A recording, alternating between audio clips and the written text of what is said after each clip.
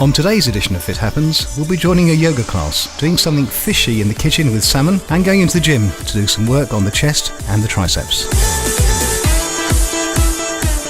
Hi, and welcome to Fit Happens, the show where we hope to inspire and motivate you to increase your fitness levels and decrease your fatness levels.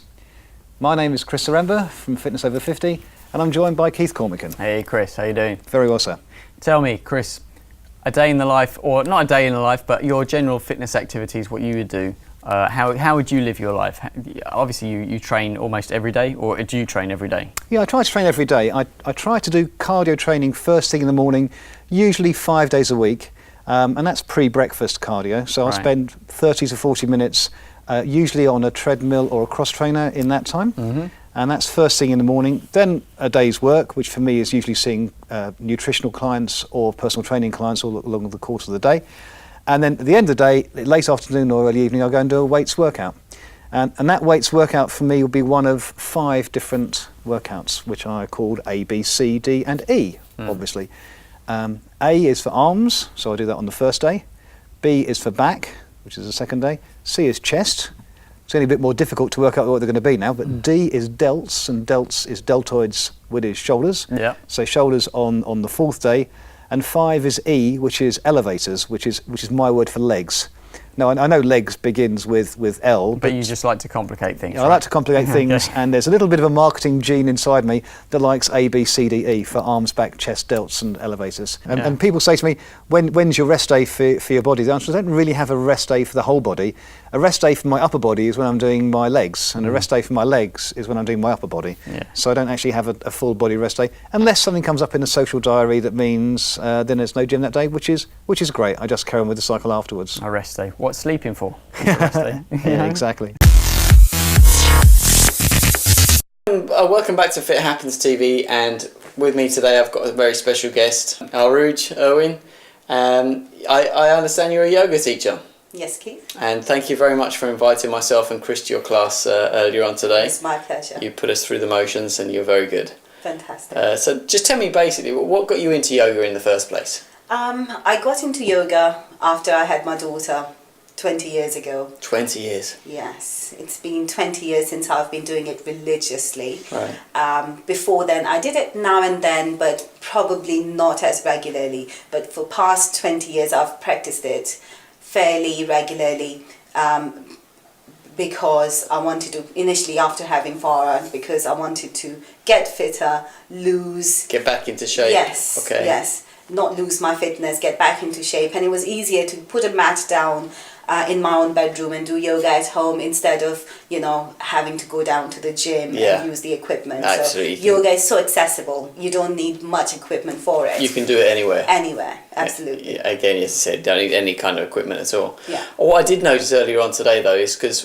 when I was taking part in the class, which was fairly high intensity, a lot higher intensity, I thought I was flexible, but you're on another level altogether, which is great. But it all seemed to be women in there. I mean, I was the only guy in there, myself and Chris was there as well, but we were the only guys. Do you find that it's mainly predominantly women that's involved in the sport? Yeah, unfortunately that is the trend. I'm quite fortunate that my classes tend to be normally 60-40 combination. There's normally 40% men. As it turned out today, it was all women. Okay. I mean, I wasn't knocking it. I mean, it was quite fun being the only guy there. No, it is a shame though that men... I think it's the men's competitive streak because they feel, I can't even touch my toes. That's one of the most general statements I hear from men. Okay. I can't do yoga, I can't even touch my toes. But yoga is actually made for people who can't touch their toes. It's not supposed to be for super flexible who can already stretch well. Yeah. Of course, it's supposed to be for everyone, but it's to encourage people who can't stretch to introduce flexibility into your body and progress slowly. And it's like, for example, when you were exercising today, did you notice for an hour, for the whole hour, you were thinking about your breath? Absolutely. I mean, I wasn't focusing necessarily on how I looked. And if you notice your breath, and if you're something you do even when you sleep, how often do you think about it? Yeah, exactly. Never. You do. Apart from when you're doing your yoga practice today. Yeah. And breath is so important, not just for your physical well-being, for your mental well-being, for your emotional well-being. For example, let's say you were feeling angry.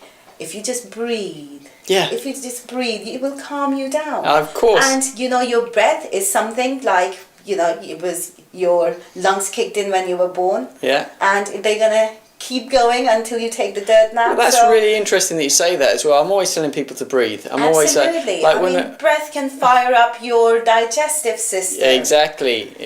And breath can also, with yoga, it connects your mind and your physical body. And let's face it, positive mental attitude is connected with physical fitness and vice versa. Yeah, well, that breathing is, I'm a big believer in that, because as as a nutritionist myself, when I'm with my clients and I'm telling them when they're eating and we're sharing lunch together, and they're eating so quickly, they're just like getting it down. Trying to get it inside them before someone takes it away, kind of thing. And I'm saying, just breathe, listen to your breath, breathe, take it in, your digestive systems, and likewise when they're getting angry, just breathe. And yoga is one that, if you do that, then you don't have to. And people think that spirituality or meditation is something that they can't do, that I can't meditate, I can't focus, my mind wanders away. There's no such word as can't. It doesn't have to be something, it doesn't have to be a ritual of lighting candles or doing something weird. It can be something as simple as just sitting still and thinking about your breath and you're meditating. As simple as that. It's simple. But I think a lot of guys and women both are turned off it because it's not competitive. I mean, in this series, with this FitHappens series, we've covered cycling, we've covered running, we've got some swimmers in as well. It's all competitive. It's all competitive nature. Now, yoga is not competitive. It's all about yourself, and it's much more, as we were talking about, spiritual level. But do you find that it's just not competitive at all? There is no competitive. One of the principles of yoga is ahimsa, which means non-harming and non-competitive. So it's supposed to be non-competitive. As you notice, there's nobody walking around with a stopwatch saying, okay, you must go faster into the next pose. But you're competing with yourself. Absolutely. You're always aiming to improve yourself, but as long as you're being gentle to yourself first. You're not supposed to harm yourself or push yourself to a point where you've broken your body to get into a pose. You're supposed to ease yourself into it.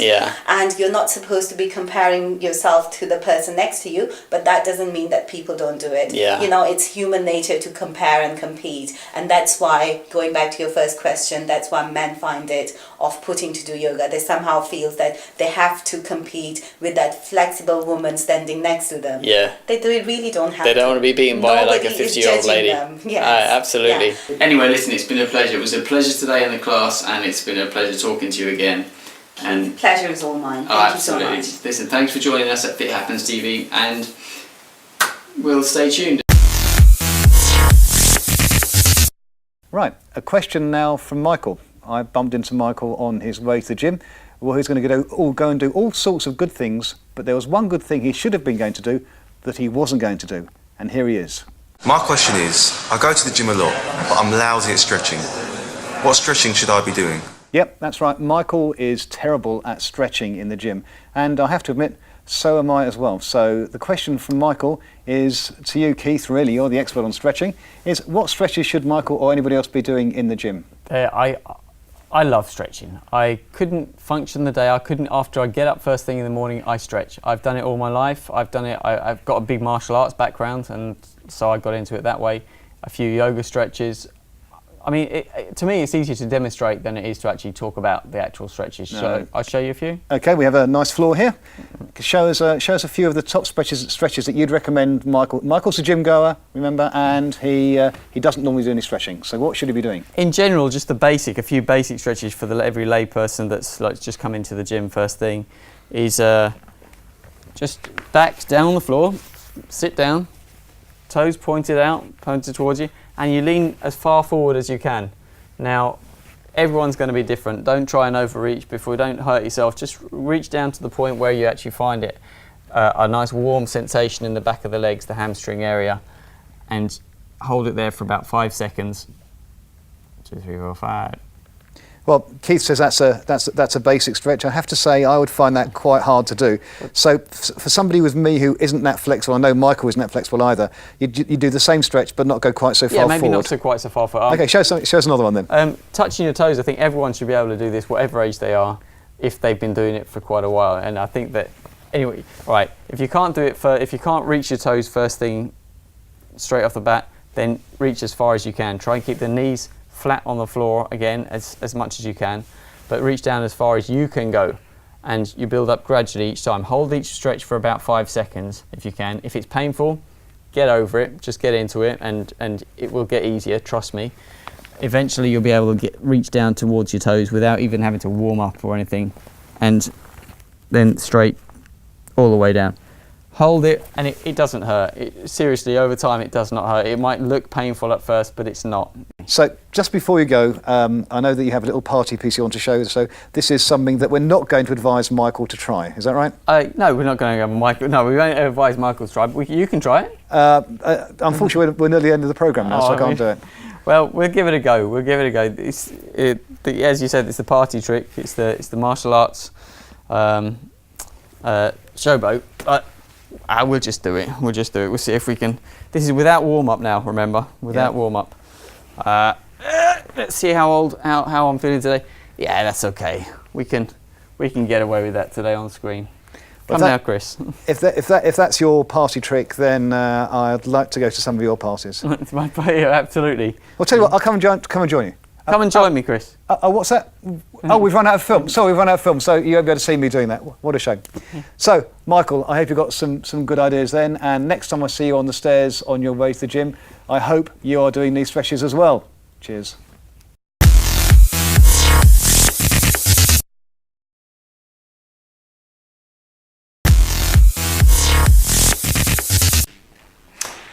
Hi, what's up guys? Welcome to FitHappens, welcome to my kitchen. So what we've got here is some fresh salmon, which you can get from any supermarket. It's actually quite cost effective as well. Salmon is good. Chicken is a great option, we'll get onto that in a minute, but salmon is a great alternative to go for. You've got healthier fats in there as well, which is all good. It's going to be all good, which as I said we'll talk to in a minute. I've got the oven preheating over there. This also is, but one of the benefits, it's very quick to cook. Yeah. It's 10 minutes max. You don't overcook any of your proteins because the more you cook them, you're denaturing all the amino acids that's in there. So as raw as possible if you can keep it that way. So to flavour this up, what we're going to do, we've got some natural lemon juice. This is sugar-free, salt-free, and we're going to it just adds a little bit of interest into the dish as well. So we can put as much of this on as you want. It's also got vitamin C and everything else that you get with like citrus, which is all perfectly good. How are you with herbs? Just like natural mix. So we got some origami and some. We got smell. Smells good. Smells good. It's going to flavour it up a little bit. So I'll put some on very minimal. We can put some more on afterwards. What we're going to do is we're going to put this into the oven and cover it with some silver foil.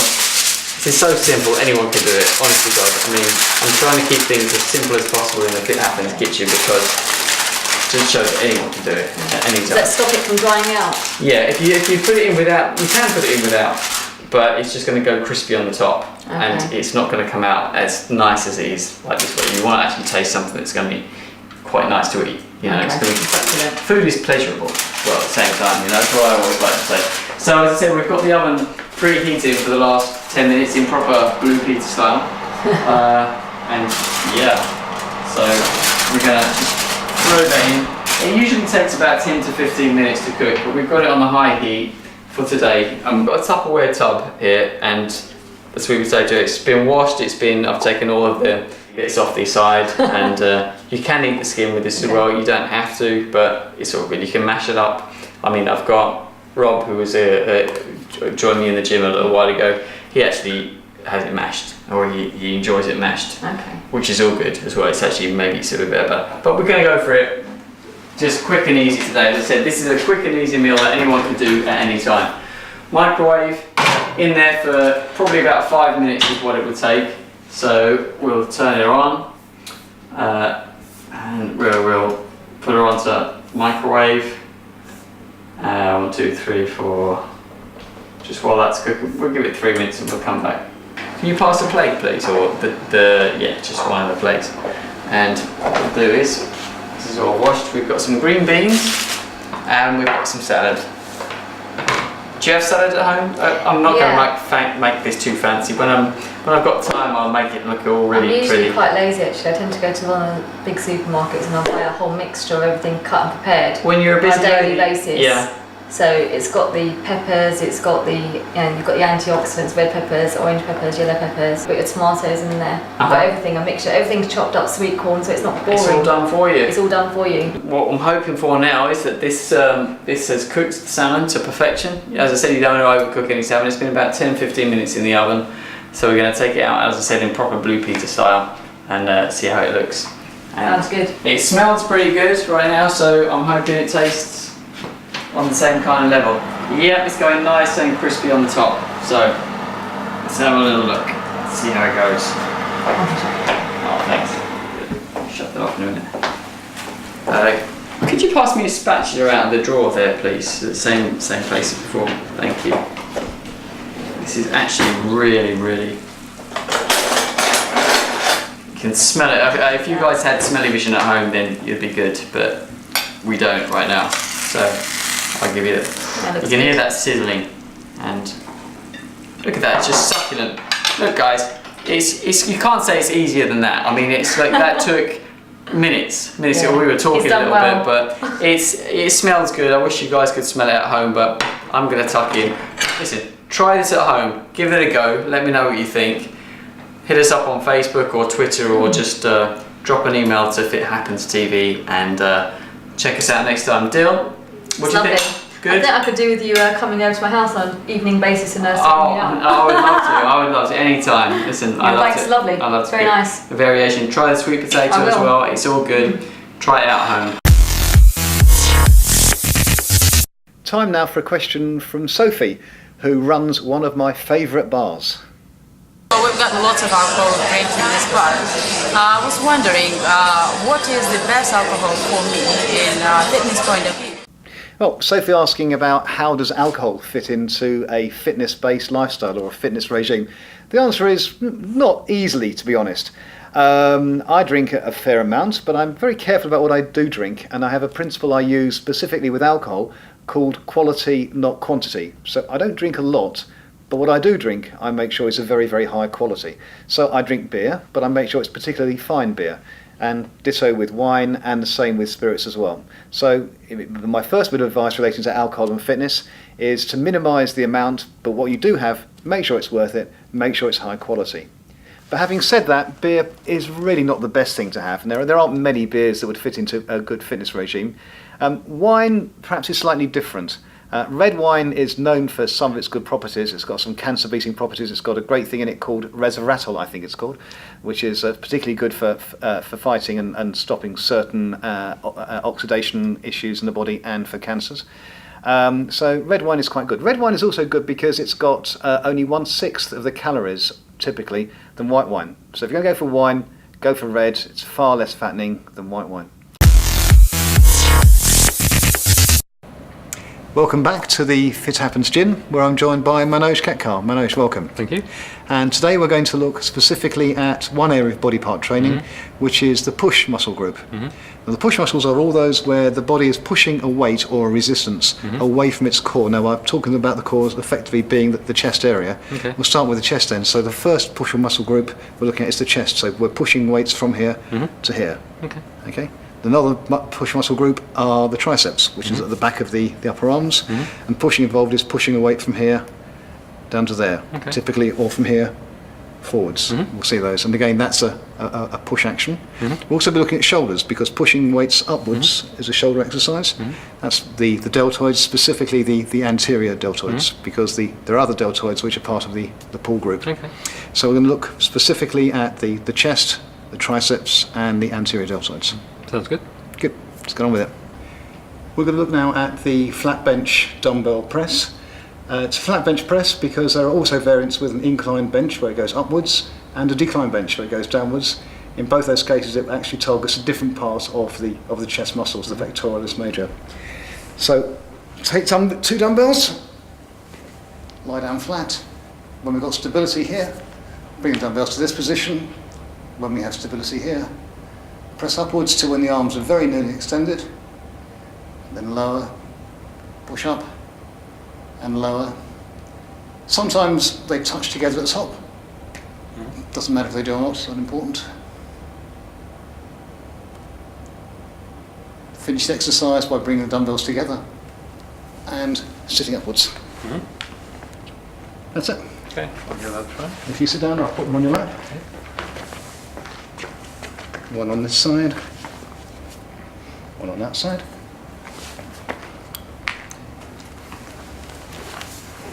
That's it. Twist them round.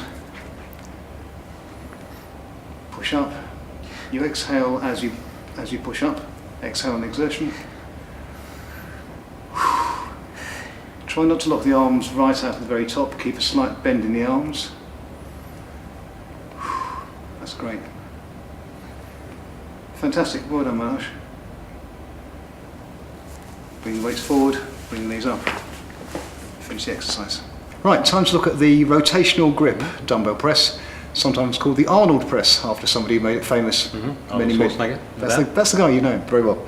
So we start off with the dumbbells at approximately 90-degree angles. So we're looking here for a 90-degree angle between the upper arm and the lower arm, and a 90-degree angle between the upper arm and the torso. From here, we push up, touch the dumbbells overhead, bring down while twisting the dumbbells around, and touch them together beneath the chin. So at this particular point, the palms are facing towards us. As we push up, by here, the palms are facing forward, away from us. So hence the rotational grip aspect of this particular exercise. Can you start it like that? You can start, yeah, you can start in any position. Yeah. You want to keep the lower back tucked in throughout, because it's can put strain on the lower back. Finish the exercise, putting the dumbbells on the thighs like that. Let's try.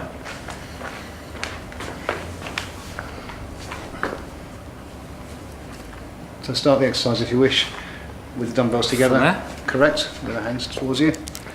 Twist and touch over the top. Excellent. And down. Good. Lower a bit more slowly. Perfect.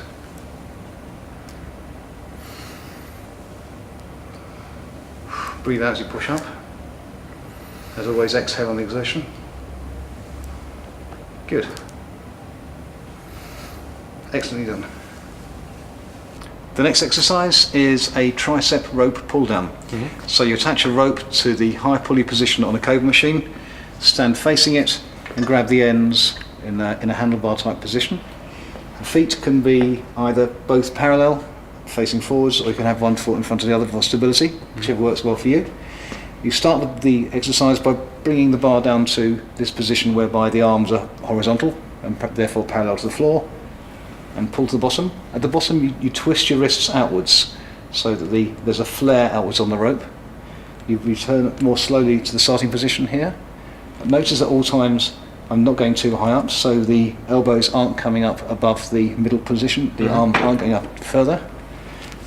Pulling down to here. With each rep I'm keeping the upper arms welded to the side, and there's no dipping backwards and forwards. Okay. Do you want to give that one a whirl? I'll try that. That's it, feet right distance apart. Probably coming up a little bit too far. There's a little bit forward motion on the elbows, so keep the elbows. That's perfect. Stop there. Keep the elbows where they are. Perfect. And you're not leaning backwards and forwards. That's great. Getting the flare at the bottom. Excellent. Are you feeling that in the triceps? Yeah. Excellent. Burning. Burning's good. That's great. Good. You got that perfectly well. You're standing perfectly straight, and there's no movement at the elbow, at the shoulders. Perfect. Great. Well done, Manoj. Nice one.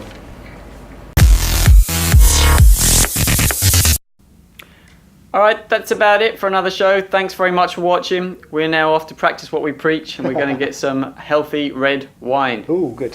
See you next time.